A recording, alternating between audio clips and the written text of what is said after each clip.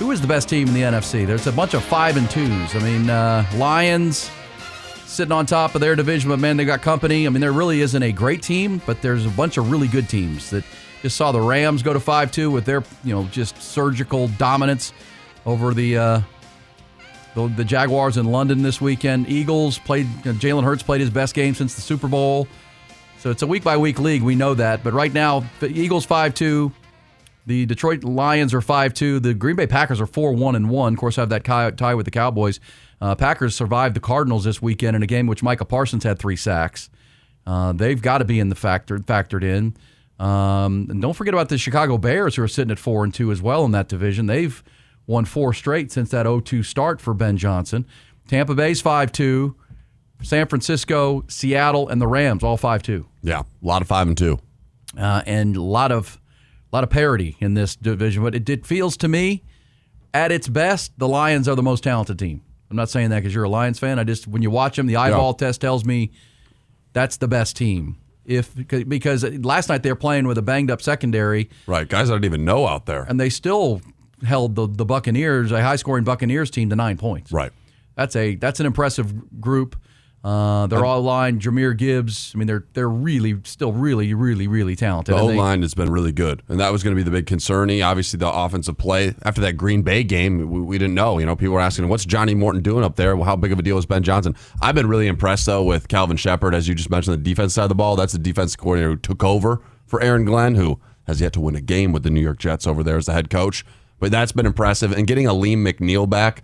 Him on the defensive line, that's giving Aiden Hutchinson a lot of help. You saw that last night. So he's first time he's been back since, I think, November of last year. So that's a big get for the Lions. The secondary is going to get more healthy as the season goes on, but they get a bye when they need it because they were banged up, as you saw. There's a lot of people you didn't know in the backfield. And we talked about earlier, but the Cowboys are 3-3-1.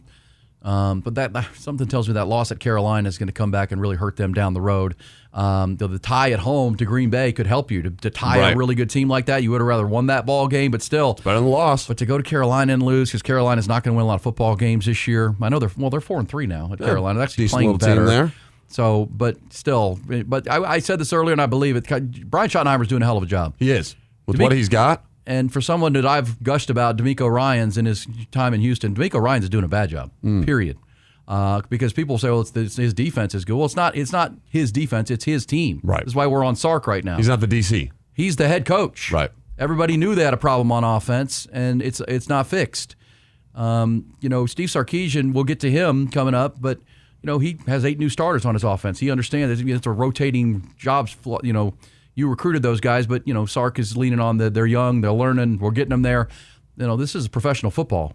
You knew you had a problem on offense. You knew you had a dynamic young quarterback, and you've done a horrible job. You and the general manager, Nick Caserio, own this. And here's the reason I'm on Demeco this morning, and they had a week off. They had 1-2 in a row. This was a really big game last night. And I don't mind that they lost the game. It's the style in which they did. You come off a bye week when you have extra time to prepare for a team in Seattle who went all the way to Jacksonville the week before and came home.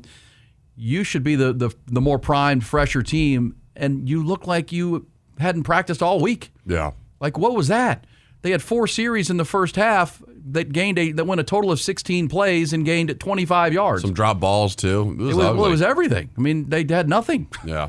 And then you watch Seattle with a well-coached offense with Clint Kubiak, the son of the former Texans coach Gary Kubiak. And already a great defense. Well, how about the script? I mean, he's going up against one of the premier defenses in pro football in the Texans, and the script was on point, man. They knew the run game, the play calls, you getting Jackson Smith and Jigba where they wanted him so he's uncoverable, especially out of the slot or when he's in motion. He's so good. And that's coaching. Like, I don't know what Houston's doing. I mean, they're so easy to stop. I can sit and watch the game and call the plays. I can tell you what they're doing. Like, there was a fourth, because what's hard to believe, they were that bad early and fell behind 14-0, but their defense scored them a touchdown. I mean, they fought back into that game because of their defense. And then they came out in the third quarter and were actually worse. They're actually worse than they were in the first quarter, if that's possible. That's just a poorly coached football team, and I'll say it when I'm on Demeco, it's because you were in charge of this. Yeah, it's your team. Who you hire to be the offensive coordinator, and we said that all off season. So this is not revisionist history.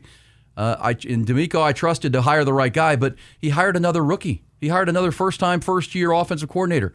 If it's me and that's my side of the ball and it's been so bad and it's been our downfall, we've won divisions, but we haven't excelled come playoff time, I'm going to hire a grizzled old veteran offensive coordinator, right, who's been around the block, done it.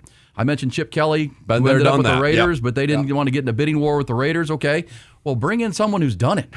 Bring in someone who's been there. I mentioned the Eagles, who, when they needed a defensive coordinator after they had a rough season after going to the Super Bowl, they went and got Vic Fangio. Like, that guy's the best. Why not? Why go get another rookie who's never done it before, who's learning? I don't know. Your season, because I believe if you win that game in Seattle last night with a sharp performance on the road against a good team, which back is tough to do, but you did have, you're back to 500. Three straight wins. And you're coming home for back-to-back home games. Right. But those home games are against San Francisco and then the Denver Broncos. So you could, you could be sitting at 2-6 here real fast, and your season's over.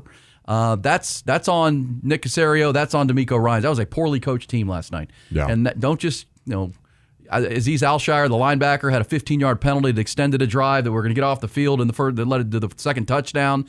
This is an undisciplined team on that side of the ball. They're almost too aggressive on defense. So, yeah, it's flowers for Demeco Ryans usually. But the other side of that is Brain Schottenheimer. I think he's doing a hell of a job. Like I said this to our audience earlier, but you realize they haven't had a turnover in 4 games? It's been insane. That's the first time in the history of the Cowboys. Through America's team and Tom Landry and the Jimmy Johnson teams, they haven't gone 4 games without a turnover. They don't get penalized much anymore. They're kind of unstoppable on offense right now. And that's why that Carolina game was frustrating, because they couldn't get a stop. You knew if they get one stop in the final 6 minutes, they can go win the game, because they got this field goal kicker who's a machine, and they couldn't get the stop. And but I'm going to give grace to Brain Schottenheimer because it's year 1. He's been on the job 8 months, and the defense isn't his purview. And my read of it, if you give him time, he'll fix it. Yeah, I do too. I believe that. Because the thing that people won't, and this is why I'm on Demeco for the coaches he hires, that's your job. Brain Schottenheimer totally rebuilt their offensive coaching staff. Totally. And picked a guy named Clayton Adams, who was in Arizona, because he really liked the way he ran the football and schemed people. And he's come in to work with the offense, and they have a running game with young offensive linemen and Javonte Williams. And Javonte Williams is top 5 in scoring touchdowns this year. And that's not even in their passing game. So they're starting to use Jalen Blue a little bit too. He's getting in the mix. Now he's healthy. This is the point. The opposites for the Texas teams. They're both sitting in the 10 seed in the playoffs right now. Houston's in the 10 seed in the AFC. Yeah. The Cowboys are in the 10 seed at 3-3-1. There's like 7 teams that are 5-2 in the NFC. You said, right? Yeah. But it just feels like the Cowboys are kind of ascending. If they can get some defensive help, right? And DeMarvion Overshones is supposed to come off of and start, at least practicing. Can only get better on the defensive side of the ball. Well, Siobhan Revel, the young, high draft pick they had this year, cornerback. Yeah, he's coming off. Carolina. He's coming off the pup. So, those guys are going to open their window. I just think, Brain Schottenheimer's doing a really good job. And he brings like a Pete Carroll-like energy. And I guess he maybe learned it from Pete because he's nothing like his dad. Ooh. As Jerry Jones said, the apple doesn't fall osmosis. But he's nothing like his dad. His dad was very stoic. Personality-wise, yes. Very stoic. Marty Ball. He's having some shots with the boys. But he's fun. running around. Yeah. And he's like Pete Carroll with that energy, and I think it's been infectious. What you've seen, it's the opposite of Mike McCarthy, too, by the way, mumbling Mike. And the Cowboys are buying in. And he was tasked with fixing the offense and improving Dak Prescott to a new level, and so far so good. I would argue if you give him time, based on what I'm seeing, he'll hire the right coaches to fix the defense if Jerry will let him. Sure. Brain Schottenheimer went because I was among the snickerers when they hired him. Went down the hall, got a guy. Yeah. Well, because we've seen that with Jerry, with guys like Dave Campo back in the day. Oh, yeah, he's got an office down the hall. Let's hire him. This guy's doing a good job. And the one thing I'll say from his opening press conference to now, he has put his head down and he doesn't let Jerry distract him. The Micah stuff, which could distract, that's frustrating. It is deep down. Trading your best defensive player the day before the season starts. Like, come on, man. What are we doing? And now I have no defense. But, it's all positive, man. And he's just head down. I'm impressed so far. And just I'm depressed by what Demeco Ryans is doing because they've regressed somewhat. And look, fair or not, and they've won 2 divisions. It's kind of like Sark, right? It's prisoner of the moment that Sark's been in the Final Four the last 2 years, and now the offense isn't good, so it's fire him, hire an offensive coordinator, whatever. But this was Demeco's job, was to hire the right offensive coordinator, bring in the right people, and get this offense fixed. Because again, like with this Longhorn team, you don't have to be the best offense. You don't have to be the greatest show on turf. With how good that defense is, right? Yeah, give me the 15th rated offense. Right. Give me something. And I know Joe Mixon's hurt. But so if then in the bye week, get to your general manager and say, can we get a trade? Can we get a running back in here? Don't run with Woody Marks, who's an emerging young player. But come on, man. That's Get Seattle on the yeah. road. That's San Francisco this week. If you know Joe Mixon's not coming back, go do something about it. Now the season's spiraling down the toilet, and it feels like to me the Cowboys have some energy. They have some energy. They've got some mojo to them, and they're fun to watch. They are frustrating fun to watch because their defense is bad. And Jaden, that game was going to be. If you were watching that game on Sunday afternoon, they had 25 points combined in the first quarter before Jaden Daniels got hurt. Unreal. That was going to be. Over City. 44 to, it went over anyhow. Yeah. But it was going to be like 44-36 or something. Instead, Jaden Daniels goes out. There's no wide receivers out there to speak of.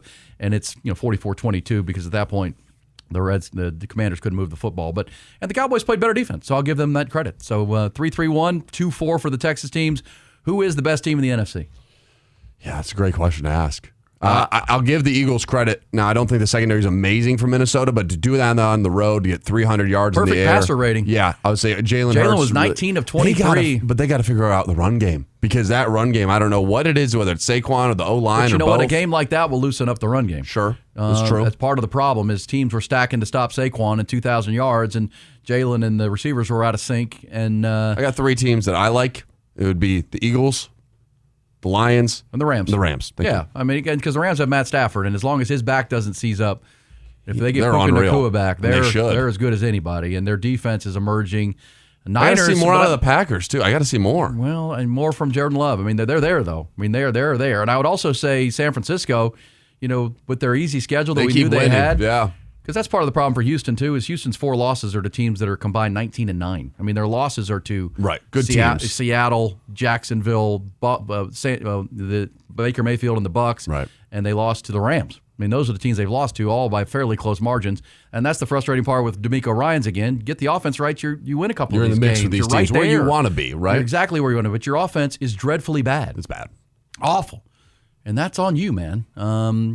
It's like for Sark, his offense has been pretty good, really good.